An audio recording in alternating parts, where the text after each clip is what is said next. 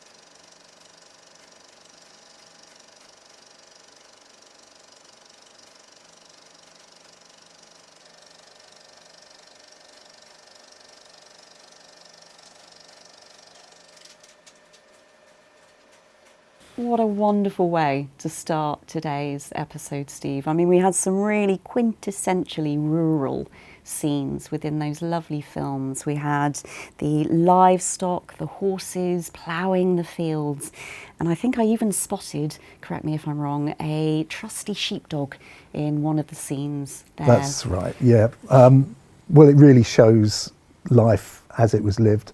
And what was interesting really was to see how the whole household was involved in the activities, and interesting also to see the development, the use of hand tools, the pitchforks and what have you, and then later on to the mechanisation of the process of harvesting using the reaper binder, which was that machine with the great big paddles that sailed and would reap the crop and then bind it into little sheaves that were then gathered by the workers.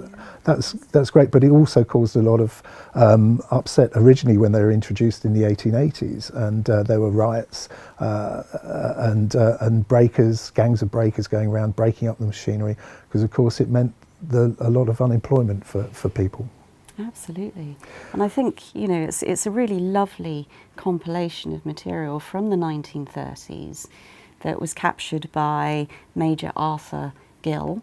And it's actually part of a wider, more significant film entitled The Spirit of the Southwest.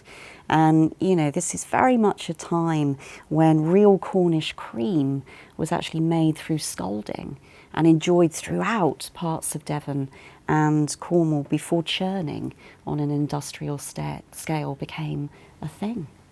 Well, the second part of the film there was down in Cornwall, and it was lovely to see the butter being made and being churned, and you can almost smell the cream in that butter. Absolutely, yeah, very tasty, yes. I imagine, yeah. Now, Steve, clearly harvesting involved a considerable amount of work and toil, and I think the rural communities, certainly back then, did believe that the harder work they did, the more hard work they put in, would ensure good luck for future harvests. That's right, and you might have spotted the dialect, the quote there, if he can't skimmy, he must louster, which means, roughly translated, if you can't use your brain, you must use your back and work as a labourer. So, and it's interesting, the ritual at the end where they're cutting the neck of the corn, the last piece standing, which was really to ensure, to celebrate the harvest, but also to ensure all future harvests were going to be successful. Oh, fantastic. A lovely, lovely compilation of films. It was great, there. wasn't it? Yeah. Yeah, it really was lovely to see. Now, obviously, harvesting, I think, is at the very heart of the West Country, and I think that is as true today as it was in the past. Now, the Southwest is actually England's largest rural region, with around 2/3 of the area being devoted entirely to agriculture. And the region's agricultural industry directly employs over 61,000 people, which I think is absolutely astonishing. So let's now take a closer look behind the scenes at that vast rural industry as it was over 60 years ago. Yep, let's do that. I have been in the basket manufacturing business and willow growing for some 15 years now, although my family have been in it very much longer than that, something like 100 to 150 years if I can go by the records I have. This area of Somerset is particularly suitable to the growing of all types of willow, and in this immediate area, on these flat moors as we call them, it is quite a major industry. Who is cutting the willows? And it is typical of cutting. You have to catch them all the proper way and use the hook the proper way. The willow job is very good now, and I should think that I hope to carry on as it is going. I've been cutting managing willows for 15 years off and on, and which I like the job. With this willow work, it doesn't matter what clothes you to wear, because it's a tough job and a dirty job. You're liable to wear out a lot of clothes and cut your boots, and that's why they don't worry where they do the work or no. After they have been cut, we haul them home, and the next job is to sort them into their various sizes. This is done in the sorting barrel, and after they have been graded into all their lengths, they are tied up in small bundles and are then boiled. After boiling, the next process is to strip them, and to do this we nowadays use a machine which consists of a drum which revolves quite rapidly, and on the drum are rows of steel spring brakes, and the willows go through these brakes and they tear off the skin and they come out freshly peeled and smooth and ready for drying. Here we are rather fortunate. We have a very good place for it. On the road nearby are some convenient iron railings, and we haul the withes up there, spread them along the railings and leave them for 2 or 3 days according to the weather, and the wind and the sun dries them. Before they can be woven into baskets, it's necessary to soak them for perhaps an hour or an hour and a half in water so that they regain the suppleness which will enable the basket maker to weave them into baskets. Jack Hembrough is the basket maker making the dog basket.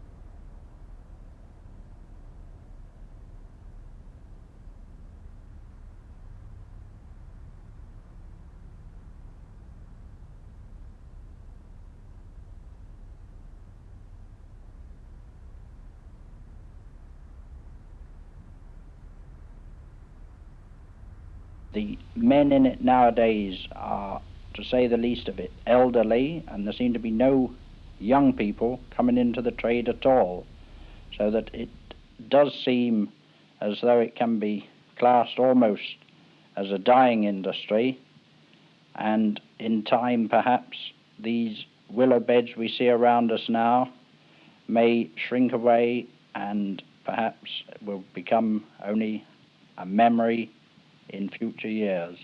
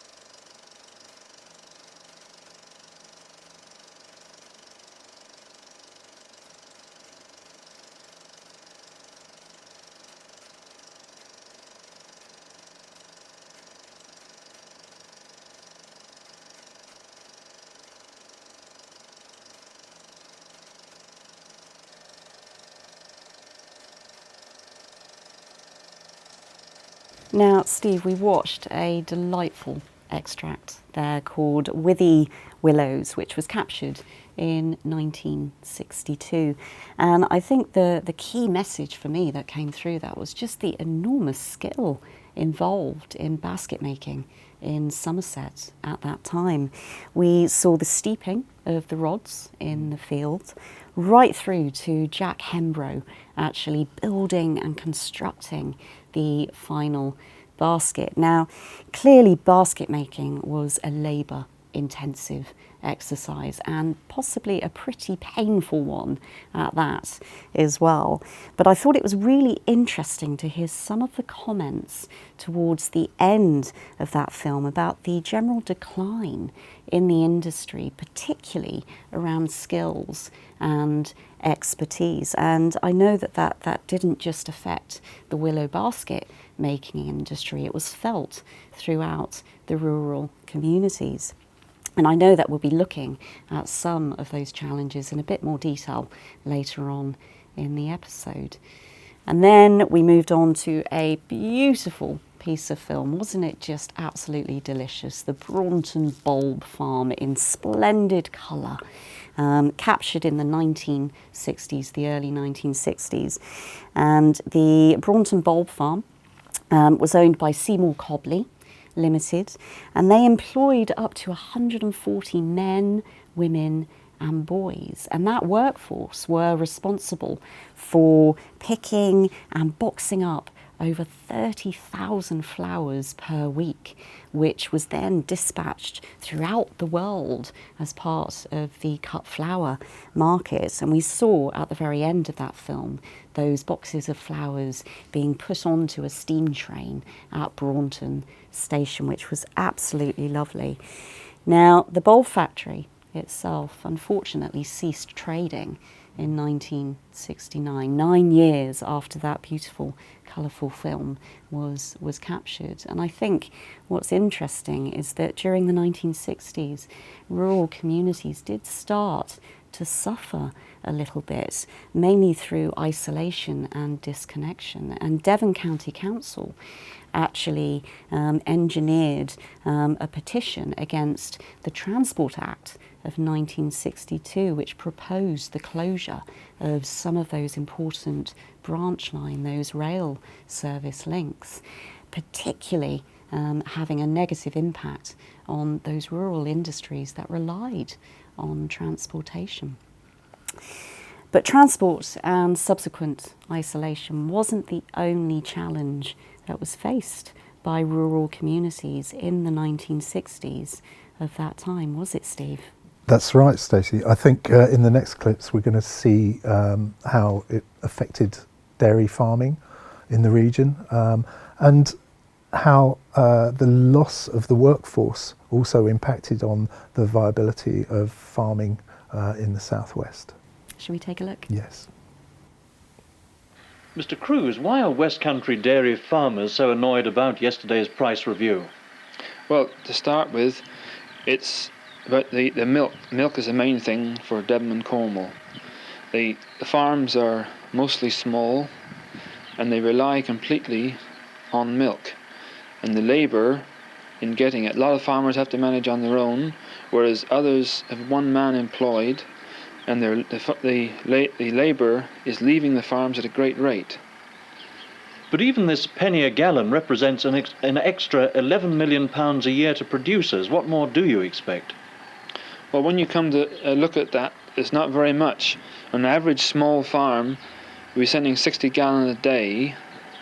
That means an only increase of £84 a year for a farm that's averaging 60 gallons a day, which isn't very much when you come to think of it in that way. With the exception of last year, yesterday's penny is the biggest increase you've had since 1954. Why should farmers have expected so much in one go? For one reason, farmers are leaving, milk farmers are leaving at a rate of 5,000 a year, over 5,000 a year, giving that milk. And the workers from the land are going very fast, and it's continually getting difficult to produce milk. From the point of view of hours and conditions, how tough a life is it being a dairy farmer? Well, very tough indeed. I myself and a lot of other farmers work 12 hours a day. Well, that's 84 hours a week, which is pretty tough going. That's 365 days a year, Christmas Day and the lot. Finally, Mr. Cruz, what effect do you think that yesterday's review will have on the future of dairy farming in the West Country? I think it'll have a big effect, because you'll get quite a few people who'll give up milk production. It isn't only the milk production it does, because with people going out of milk, the dairy cattle will be less, and it'll affect beef production, because 2/3 of the beef come the progeny of the dairy herd.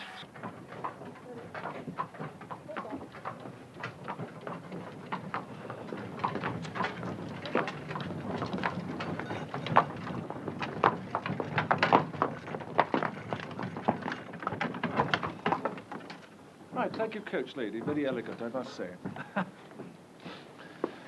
You know, if petrol does go up to £1 or more a gallon, as has been suggested, a lot of people are going to be looking, I think, for road transport of this kind, the horse and carriage. But you know, even if you could find a carriage like this, you're going to have problems, because these things need wheels. And the art of the wheelwright has almost died out in Britain. But here at Stapley, near Wellington, a master wheelwright is living and still plying his trade.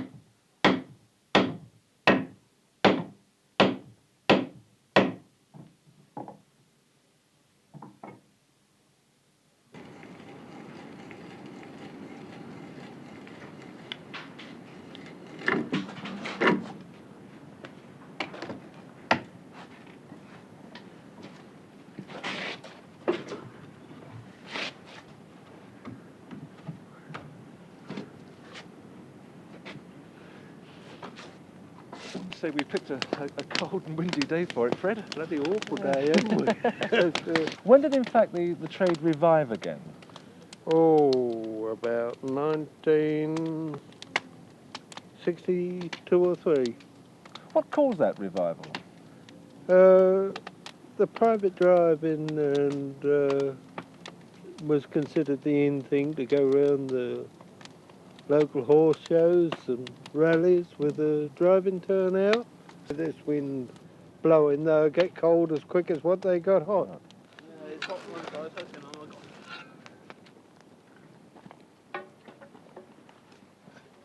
Hammer? Dog. Yeah.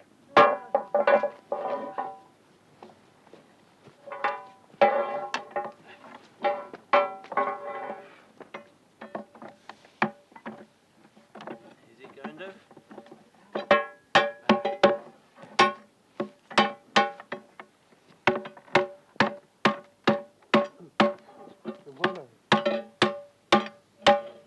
Keep going.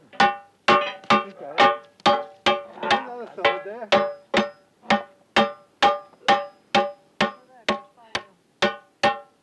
Where's the other side, Yeah.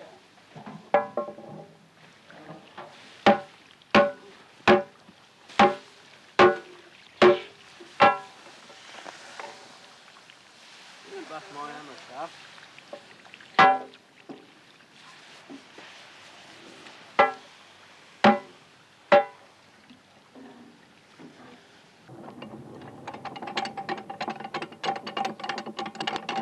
Yes, it is. Yes, it's true.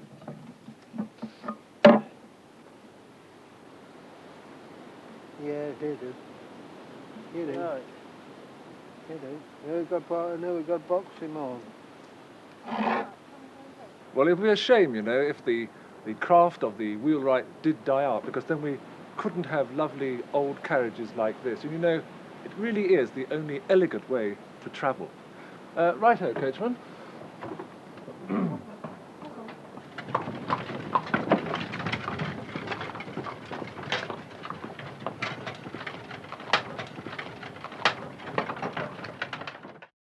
So Steve, there are some really interesting clips there and some really interesting perspectives as well and points of view. Yes, I think in the first clip we saw the dairy farmer is really struggling, working hard, working all hours to produce the milk and sending it off, and the price has been cut and distribution is getting difficult. And I think the Milk Marketing Board and the introduction of supermarkets coming into play here, they are beginning to have an impact on his livelihood and the number of jobs available in the rural economy. But it's not all doom and gloom, is it? Let's have a look at some more light-hearted moments in the life of the rural southwest. Shall we take a look at some examples? Yeah.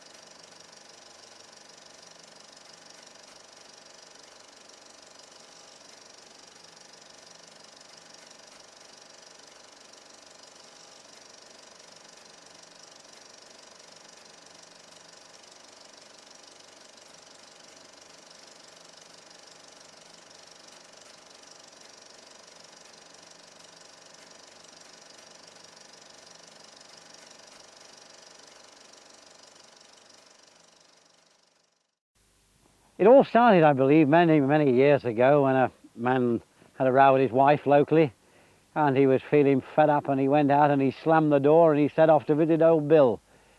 And he stayed here with Bill drinking cider for some time. When he got back home he was feeling so good, his wife said, "Well, there's a change, isn't it? What's happened to you since you went out?" She said, "I've been up to surgery." She said, "Where?" He said, "I've been up to see Will's surgery. Feel a lot better now." Ever since then, it's been known as Will's surgery. It's got it on the door over there when you come in, Will's surgery. And it really is marvellous stuff. When I arrived earlier today, I don't know whether you can hear the noise in the background. It's the old motor going, but they were just putting down this year's cider.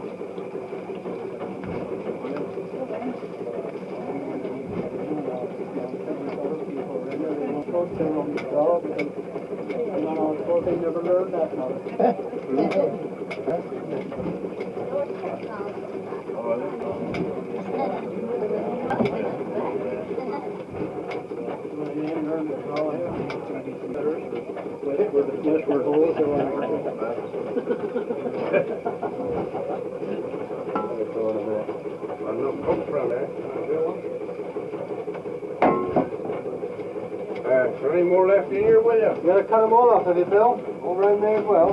Okay. You better cut those off, will you? They gotta go with it.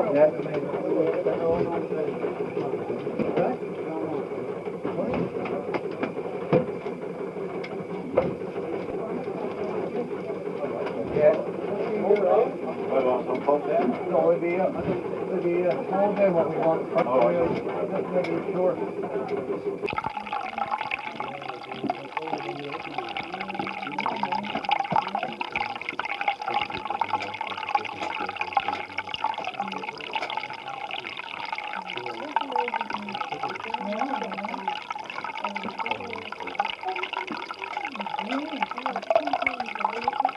Do it all the way along, Bill.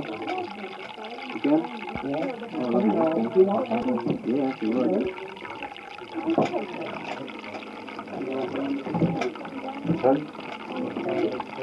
can't be many surgeries anywhere in the country that work. Does it work, Bill? Does your surgery work? Of course it do, else you shouldn't keep him here. What I don't, what I don't understand is, what are we all being cured of? That's right. You'll all go away feeling a bit better. Yes, that's what's beginning to worry me. What I The don't thing I like about the medicine, Bill, is it always has to go round in a circle. You don't have a glass each, do Well, you? we always... No, we can't afford only one pint. But, if you'd go the wrong way around, see the rain before next day. So if you go against the sun? That's right, you must go around with the sun. I see. That's where there's 30 here. I can take it in the half, Frank. I know when I'm being got at. Have you ever had anybody you couldn't cure?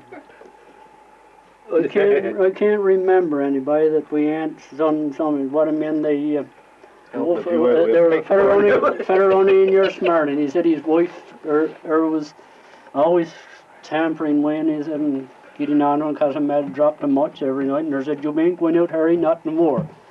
Or else I go in and left him.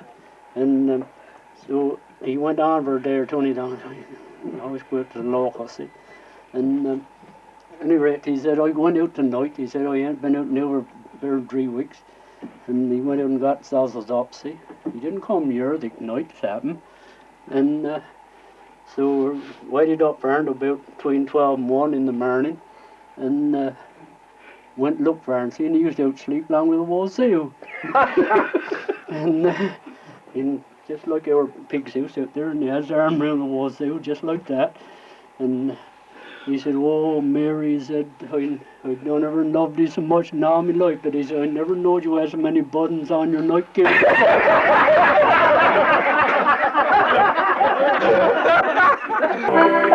Mother-in-law, I'm mother, mother, mother, mother, wherever I be.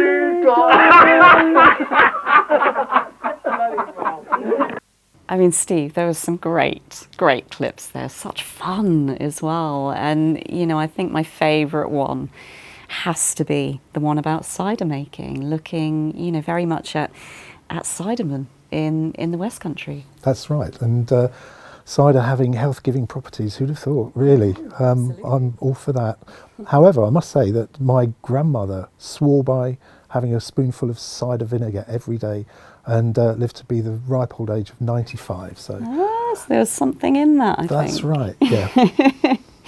So Steve, we've looked at so many film clips today, and it's, you know, it's been hugely enjoyable just to see that breadth, you know, of rural communities right here in the region. So what are your thoughts on everything that we've seen and heard today?